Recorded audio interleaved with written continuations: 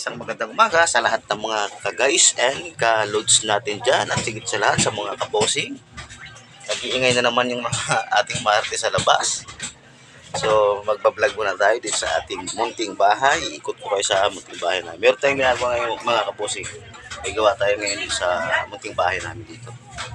So ito yung mga materials natin. Ipakita ko sa inyo guys, mga ka-bossing ko dyan yung mga materials namin sa labas na sa labas. So yan yung kahoy natin. Yan. Yan yung ating buhangin nasa labas pa. Yung ating mga bakal. Tapos yung bakal natin, ito pa. So mag-repair tayo ng bahay ngayon. Kahit po yan, kailangan natin gumawa. Tapos replace natin yung kuryente. Tulad ng mga kuryente natin. Ito na yung plywoods natin. So ayan mga kabosing, ito yung repair natin ngayon. Yan. Iangat po namin itong munting bahay ng Matinaw family and Cristo na family. So lalapitan natin yung isang tao natin sa loob. Medyo masikip kasi hinayos pa. So yan kabosing, ano ginagawa natin? Para saan yung ginagawa natin na yan? Poste. So para madilim ka dito, ano, kailangan natin na matinding maliwanag na ilaw. So para saan po yan? Para saan yan, sir? Poste to. Yan. Yung mga kabosing nga, ano siya ng parilya, paposte. Medyo madilim, kailangan mo ng ilaw. Ano, mas maliwanag. So dapat dito siya. Pero pasuyo na lang ako, palipat na lang ako nitong ilaw muna sa ito. Baka dito malagay pa, dito madiliman. Yan mga kabosing, maglilipat kami ng ilaw. Yan, paano ba? Tanggalin mo natin dito. Yan. Para maliwanag kasi mamaya mapupok mo yung kamay mo. Safety first kasi lagi tayo mga kabosing para hindi tayo masigara. Kailangan ko siguro palitan ng mas maliwanag yan. Meron ba? Sabi ko lang. Kasya na to. Kunti na to. Dito hindi babot. Ayan, pito na yun. Ikot mo na lang. So ayan, nakita na yung ating gagawing poste. Ito yung parilya. Tama na siguro yung parilya na yan. Tapos ito yung pansahig natin. Itong sahig natin is babaklasin para maitaas po natin yung bubong. Ayan, yung bubong. So ayan, Mr. Brian, matagal mo na bang ginagawa yan? Galing eh. Ha? So ilang years ka na ba sa construction? Hirap ba ang buhay? Hirap. Hirap ka lang magtiyaga. Ayaw mo, pag may project tayo na malaki, sasama ka namin sa Saban Solution. Medyo puyat ako ngayon, may trabaho pa tayo mamayang gabi. Kaya tiis-tiis lang muna. Laban lang sa buhay, Bray. Huwag susuko. Hanggat may pagsubok at paghihirap, sige, laban lang para puro hirap na lang tanggapin natin lagi. Hirap na lang. Hindi, ang kapalit naman sa hapon, tagay lang kapat na, wala na, hirap na yun. Basta may masarap na pulutan. So yan mga kabusing, yung loob namin, pinapagawa na itong bahay para maiangat na siya kasi puro na sa tulo. Pag umuulan lang naman, pag walang ulan, wala naman tulo. Kaya kailangan na siyang i-replace na dahil sobrang old na yung bahay. And then ito yung ating pinaka-general foreman dito sa ginagawang bahay na to. Sino ko yun? So ayan, say hi sa mga followers natin. Ito si Kinone, kinakapatid ko to. Mahalaga to sa akin. May ano to sa akin, mahal-mahal ko yan. Kariwaw. Yan, kita mo? Siya yung habang wala ako siya, mamahala dito ngayon. Iaangat siya. Nakakasiwa pa. Meron pa taga-taga pa kasiwa. Tapos, wala raw niyan, naglalaba, nagluluto, naghuhugas, nagbabalat ng bawang.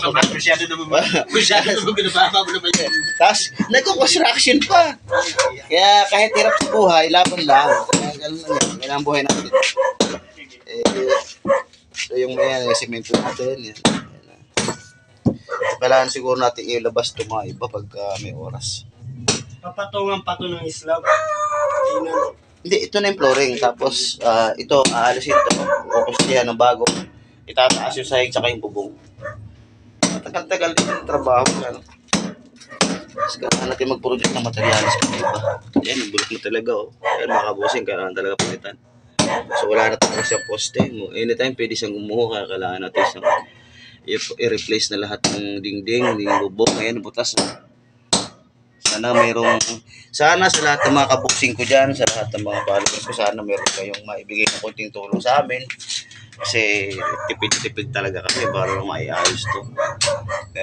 Kahit pangyero lang, butas talaga siya eh. Dami ng butas. Ang mahal pa ng materialis ngayon. Sobra. Sana mayroon ako magkaroon tayo ng sponsor. Kahit ano lang, kahit konti lang. Di ba Mr. Brian? Ama! Iyon. So mamaya mga kabusing kasi may pasok ko sa hapon, sa gabi. Mamaya may aalis din ako para dun sa ano. Dami po ang gagawin kasi. Mag-ano pa ako ng mga tao natin doon sa job site. Relax muna tayo dito. Bigay mo tayo ng idea, hindi pa tayo makagawa kasi yung electrical si baka bukas ko na lang ayusin ulit. So maghuhukay pa naman, marami pa naman silang gagawin. Ang tawag ito.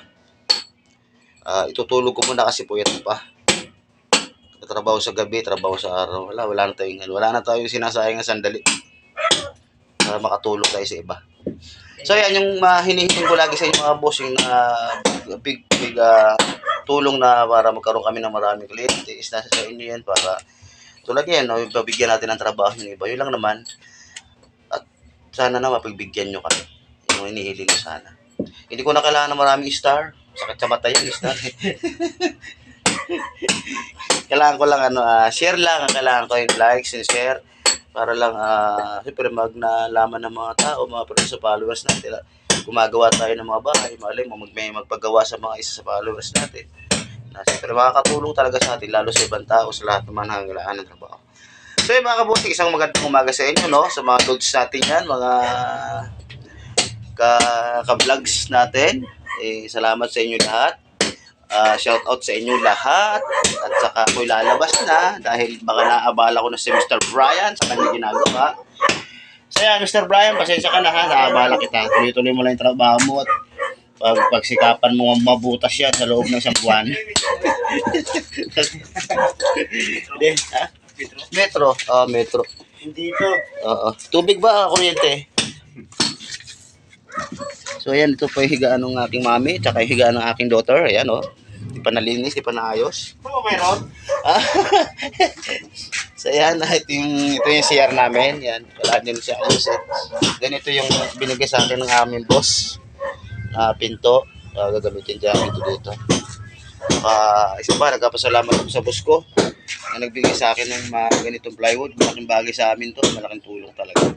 Pangpanahig siya. Mahal din kasi yung ganitong plywood kaya malaking tulong talaga. Napakabait talaga ng boss ko. Yung boss ko sa Saban Solution, napakabait na sobra. Marami siya ibinigay sa akin opportunity na nakakatulong sa pamilya namin. Salamat sa iyo, boss. Iba ka talaga. Sana marami ka pang matulungan tao. Ay, nalabas na ako.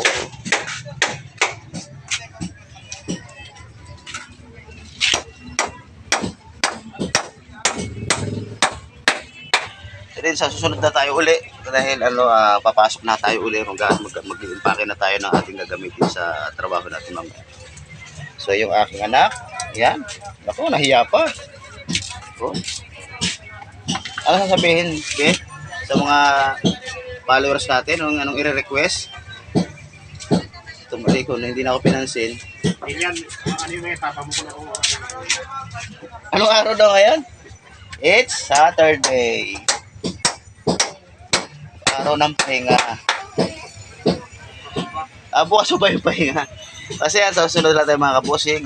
Shout out sa inyo lahat at salamat. Dumadami na kayo. At naging proud tuloy ako mag-vlog kasi dumadami na kayo.